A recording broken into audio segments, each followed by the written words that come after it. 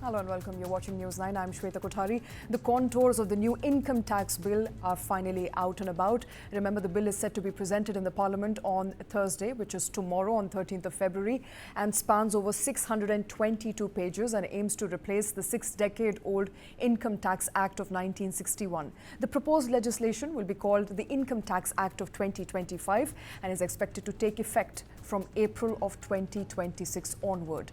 The proposed law replaces the term previous year, as mentioned in the Income Tax Act of 1961, with tax year. It also eliminates the concept of assessment year. So no more assessment year, you have the tax year, and those are some of the cosmetic changes that we know of so far. The income tax bill, as I mentioned, has about 536 sections, 16 schedules, 23 chapters, and about 622 pages. What is the new IT bill all about? Let's talk about that. My colleague Kartik Malhotra here with me. Kartik, apart from all, the conversation around tax bill now reduced by at least 21% from 800 odd pages to 633. Yeah, honestly, what more do we know? I mean, honestly, I think from 823 pages earlier, the new bill is now 622 pages. So yeah, I think the finance minister has lived up to the commitment that the income tax bill will be shorter by about 20 to 25%. But beyond that, I think the language still seems pretty much similar to what I remember of the old Income Tax Act. And even in terms of changes in assessment year now being called tax year, previous year now being referred to as financial year, of course, I think it is likely to give some clarity to individuals who want to file taxes themselves and will reduce ambiguity. But beyond that, if you were to really go through these multiple chapters, 23 of them, multiple clauses and the sub-clauses thereof, I think anytime there is a dispute, you cannot DIY. You will still need assistance of a tax lawyer or a chartered accountant to help you navigate through the multiple complex layers of taxation. And we do have a chartered accountant here with us. Joining us on the show is Richa, Sawhney, chartered accountant, Walker and Chandiok and Company. Also with us is Karanjot, Singh, partner Lakshmikumaran, Sridharan. I want to come to you first, Richa. What are you making of what's coming out from that bill? It was supposed to be easier. Kartik here is suggesting it's as complex as it was last time around. But what majorly changed? Well, I think the FMS to that extent lived up to what the expectations were in terms of removal of the complicated provisos and explanations. Yes, they are still there because to make the law understandable to people, they have now taken the form of subsections. So to that extent, that simplification has happened. We see a lot more tables and charts. For example, in the exemption sections, there are quite a few of the formulas which seem to be there, and this is on the first cursory glance. As you rightly pointed out, there are about 536 sections cut down from the 911 so far. There are a lot of redundant sections which have been removed, and at the first blush, what I can talk about is the FBT sections which used to be there. Those have gone, so that kind of takes a big sizable chunk away from the act. Also, there is a use of shorter bit of sentences. There is no overall change in the construct of the act in terms of the number of chapters. They deal with similarly the 5 sets of income categories which remain the same, and there is no additional tax as promised by the FM. So I think to a great extent it is in line with the simplification, the removal of redundant sections. But yes, the subsections are there which are in lieu of the provisos and the explanations.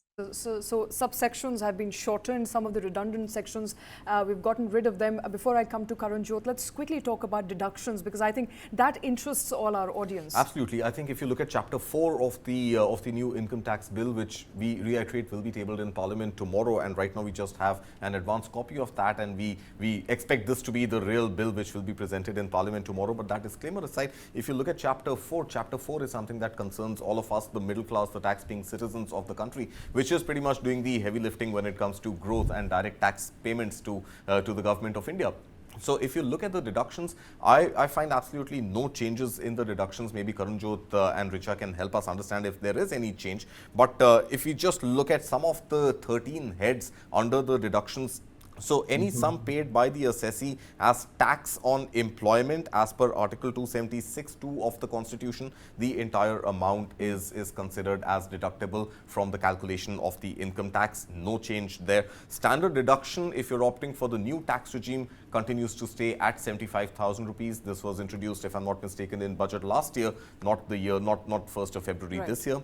So 75,000 of standard deduction on the new tax regime. If you're opting for the old tax regime, it continues to be 50,000 rupees as standard deduction. Now, there was some rancor on gratuity, and even if you look at the multiple subsections on gratuity, not too much change. So gratuity received in the event of death, so death cum retirement gratuity, the entire amount is deducted when tax is calculated on the income received by the deceased. Now, in addition to that, when there is payment of retiring gratuity received under pension code of regulations, again the entire amount is tax free. Gratuity received under payment of Gratuity Act 1972. Now, this is something I'm not very clear on, maybe Karanjot can help us, that amount received as restricted to the amount calculated as per provisions of section 4.2 and section 4.3. The formula for gratuity again remains the same. It is the average of the last 10 months of salary drawn, and 50% of that becomes your gratuity amount. So it's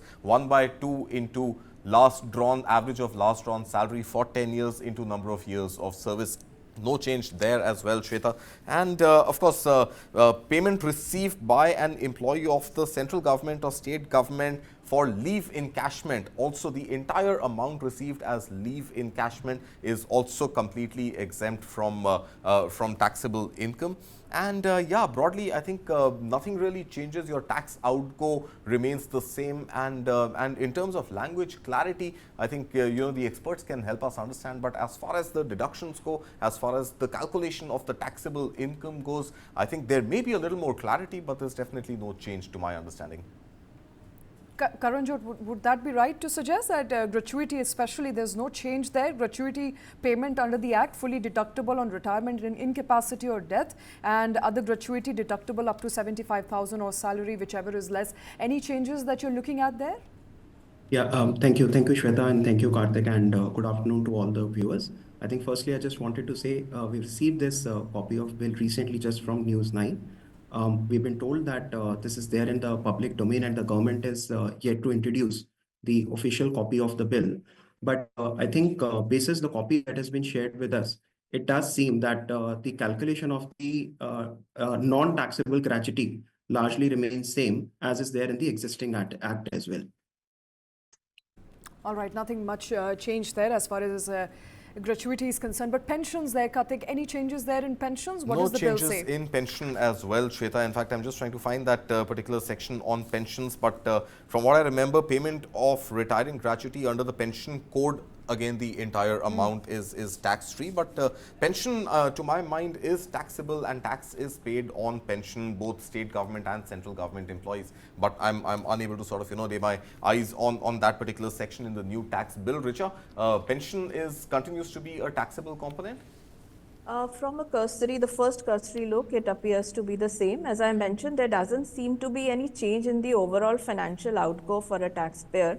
The idea was simplification, a little bit of rejig of the sections, and overall that seems to be the theme. So there doesn't seem to be too much of a change anyhow on any of the charging or the exemption provisions.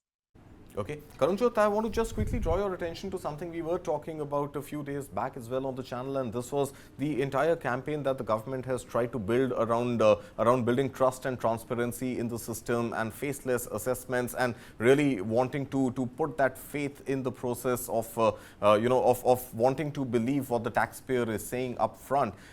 Now, in terms of litigation, in terms of penalties, in terms of pretty much anything that comes by way of slipping up on making tax payments in time or filing wrong returns, is there any change that pops up immediately after you've taken a cursory glance at the 622 pages in the last few hours or so? No, Kartik, I don't think there have been any changes. See, just taking cue from what we discussed during our earlier conversation, one thing that is there with this existing government is, I must say that this is a very commendable move. The fact that they tried to bring in a new act to simplify the provisions, and even if you look at the statement of objects, they are very clear that the act is not intended to really be groundbreaking in terms of introducing new provisions at this stage, but it is intended to make the language more lucid. And it does seem on a cursory reading that they are achieving that purpose. In terms of how the assessments currently take place and how the appeal mechanisms are there, I think the provisions are very clear. In fact, I was also going through the repeal provisions, which do say that the faceless assessment scheme as it existingly is there, the fine print suggests that that will be retained even under the new Income Tax Act. All right. Having said that, my experience with this government is that they have their ear to the ground. I'm sure this act comes into effect from 1st April 26. That's the tax year. So they're doing away with the concept of assessment year and previous year. There'll be one tax year. It seems that the act comes into effect from financial year 26-27.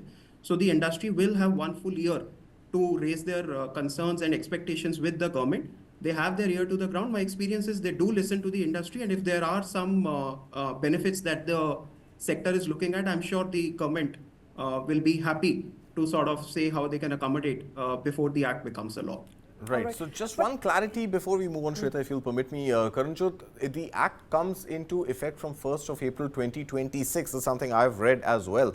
And now with the change in language, it is not going to be assessment year, it's going to be tax year. This is something you just mentioned again, which means that the income tax which will be filed for financial year 25-26, which begins on 1st of April 2025, is going to follow the sort of simplicity or the language or whatever clauses given in the new tax bill. But because you're filing your income tax a year later, that is when the tax comes into effect. Is that understanding correct? Or these clauses and the and whatever underlying themes in this new bill are, they will come into effect only from 1st of April 2026? So yes, Kartik, the new code, as per the bill that you've shared with us, it seems that it is intended to come into effect from 1st April 26.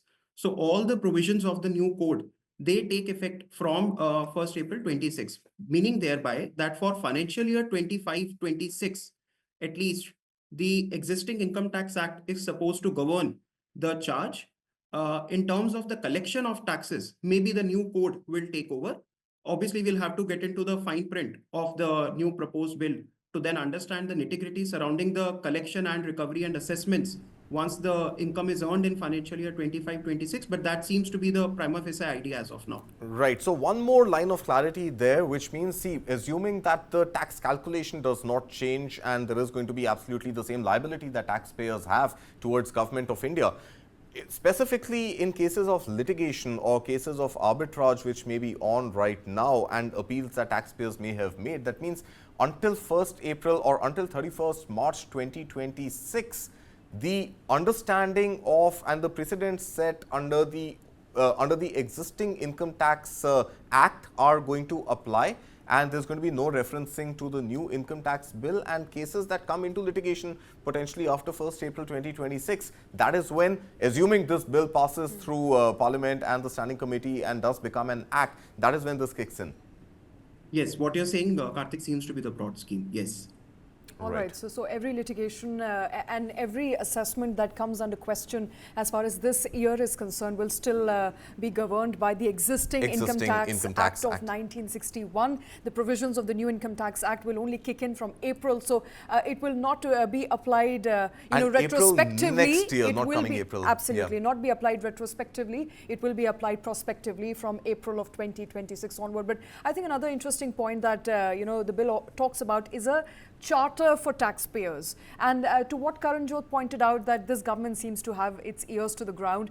The taxpayer charter is likely to have taxpayers' right encompassing and giving them some sense of surety on what they can and to what extent they can litigate with the government. Let's quickly get in Richa Sawhney back into this conversation. Richa, did you manage to have a look at what this charter is and to what extent it protects taxpayers? Not really, but the fact is that there is already a charter in place for taxpayers. So I'm sure that it is kind of taking it a step further, while I've not really been able to go through the fine print. But the existing charter also gives a lot of rights and duties, both for the tax department as well as the taxpayers to that extent. So to my mind, there will not be any significant change. It already codifies a lot of things which the taxpayers can expect from the government. All right. And there's also a conversation around expanding the definition of digital transactions, cryptocurrency. I don't know if Karanjot, you've had time to look at the fine print, but government is likely to codify what could come by the way of perhaps crypto laws in the IT Act. Yes, as of now, basis the fine print that I have gone through, it seems that they've retained the existing virtual digital asset taxation scheme. Obviously, I'm yet to go through the fine print, and also addressing that point on the charter. I think I do agree that the charter is already in place, and that has served as a cornerstone in many litigation matters for the courts to decide as to how the executive authorities should be administering the Income Tax Act. The fact that they are intending to codify that within the Income Tax Act, I think is further a welcome move, because in that sense, it may have a further binding authority for the executive officers.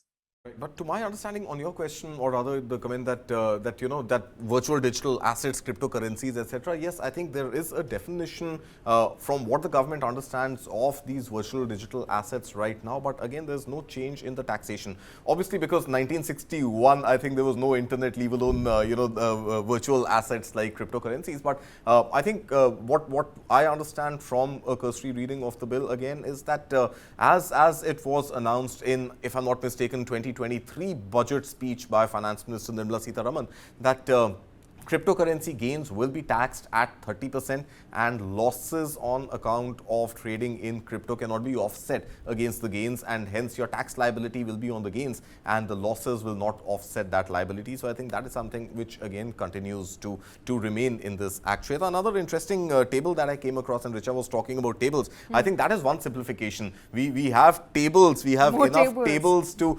really glance from left to right and top to bottom, as opposed to a lot of passages to read through. So another interesting table is this entire definition of specific or specified persons, and this again is an interesting observation here that under the Hindu Undivided Family Act and otherwise, there is this definition of what a specified person and his or her relationship with the assessee is likely to be, or rather is. So an assessee, in the capacity of being an individual, the specified persons are going to be relatives of that assessee, and there are definitions of relative as well. In the case of the company being an assessee, the specified persons liable for paying taxes or sort of appealing or litigating would be any director of the company or his relative as well. I think they missed out on the his or her, but it says his relative. Then in the case of a firm, a partner of the firm or its relative would also be a specified person. Plus then in the association of persons, which again becomes another category for assessment, in that member of the association or its relative again becomes a specified person. And finally, in the case of the Hindu Undivided Family, you have member of the family or their relatives again. So I think this relationship definition between who is liable to pay tax and who is a specified person to represent any matters arising out of tax litigation or liabilities on account of payment of taxes with respect to assessees has also been clarified in a fairly simple tabular sort of a format, Shweta. All right. So that is as far as, what a Hindu undivided family and who is responsible for the assessment. But let's also talk about capital gains. That was a point of conversation, Kartik, since last year's budget, after changes were made to long-term capital gains, especially for real estate. Those changes were later rolled back. But I'm given to understand from what I'm reading at the moment, again, a cursory glance, nothing changes there as far as capital gains. Right, absolutely. I think the definition of salary has been, or income has been fairly well defined, and that is something we were just flashing those graphics as well, and maybe we can pull those graphics back. That income has been divided into 5 heads. One of those happens to be salary. Then you've got rent coming in from property that you own, which gets added to your income. Any capital investments that you have made, appreciation, capital appreciation of that in case of liquidation, which means any proceeds, dividends coming out of those investments get added to the income. And then in addition to that, you've got the interest and any other income that supplements your salary. So within that, of course, these proceeds that you get by way of your investments, depending on the nature of that investment, the format of that investment, will be subjected to short-term capital gains tax or long-term capital gains tax, and the rates are pretty much, there's no change in the rates, which wasn't expected as well, which is something that we've been saying ever since we started talking on the subject, that it is just simplification of language. Arguably, simplification of language, it still seems fairly complex to a layperson like me, so I'm not sure I'll be able to litigate on my own if the need ever arises, and I will still need tax lawyers like Karanjot or experts like Richa to help me understand where I can really go ahead and build a case for myself. But beyond that, I really don't think in the case of investment-based taxation, short-term or long-term, on the instruments that you use as investments, there hasn't been any change in that as well. Richa, would it be right to say, therefore, that the simplification of tax rules, the uncomplicated language, is not so much for the citizens, but rather for you, the chartered accountants? Well, I would say that it works for both. There are several people now with the overall simplifications that have been happening in the past, and the e-filing, the pre-filled returns. A lot of people have been doing their filings on their own. So I think the tabulation, there are certain sections you also see the interpretation sections coming in. So definitely it is a step in the direction there where a large number of people can actually do their filings on their own. But yes, of course, chartered accountants and lawyers, I don't see them becoming redundant any sooner. Another point I want to bring into the conversation, I don't know if it's relevant really, Shweta, to the income tax bill per se or not, but is the fact that technology which is supposed to enable this Saral e-filing and getting people to file taxes on their own. We've seen glitches with the income tax filing website about 2 years, 3 years ago, if I'm not mistaken, when the makeover had happened, and one of the leading IT companies was instrumental in that makeover of the Income Tax Act. But if I remember, Karanjot and Richa, you may be able to assist me with my recollection being factually correct or not, but I think one of the post-budget interviews or conferences that Finance Minister spoke at had actually hinted on the fact that that technology would be integrated in a way that your tax return form is pre-filled and you just need to cross-reference it, check it if everything is in place and submit it. But government websites and technology deployment to enable ease of filing taxes is something that has been letting citizens down. And I can say this with some degree of confidence, both for the income tax website at least 2 years ago, as well as the EPFO website, where DIY and the ease of compliance, ease of filing continues to be a bottleneck for citizens. So, I mean, is that something which again should be prioritized by the government if it hasn't really been the priority so far? Karanjot. No, Kartik, just speaking from my experience, see, I must say that the government has done a lot in improving the income tax website. I remember, say, about 5 to 10 years back, when, because the income tax forms were not readily made available to the taxpayers, the high courts had to step in and extend the due dates for filing tax returns to a point where not only are the forms made available before the starting of the tax filing year, but in fact, even in many cases, the refunds are being processed within a week's time. I must say a lot has already happened to make the system very seamless and smooth for the taxpayers. The pre-filing of tax returns is something that has been an agenda for this government. And in fact, they have been working year after year to make that even more seamless. So I do see, especially in case of salaried individuals, by the time you really go up to fill your tax return, almost the entire data is there. So at least to that front, a lot of professionals like us go out of job. But I do believe that the government is going in the right direction by making things simpler for the taxpayers. And I do believe that the entire technology and the infrastructure they have put in place is helping them in making the system more easier for the taxpayers. Okay, Richa, do you concur with that? Is it really that easy for individuals? I agree. The pre-filled forms are actually available, and whatever concerns are there, they are actually being addressed whenever they are brought to the knowledge of the government.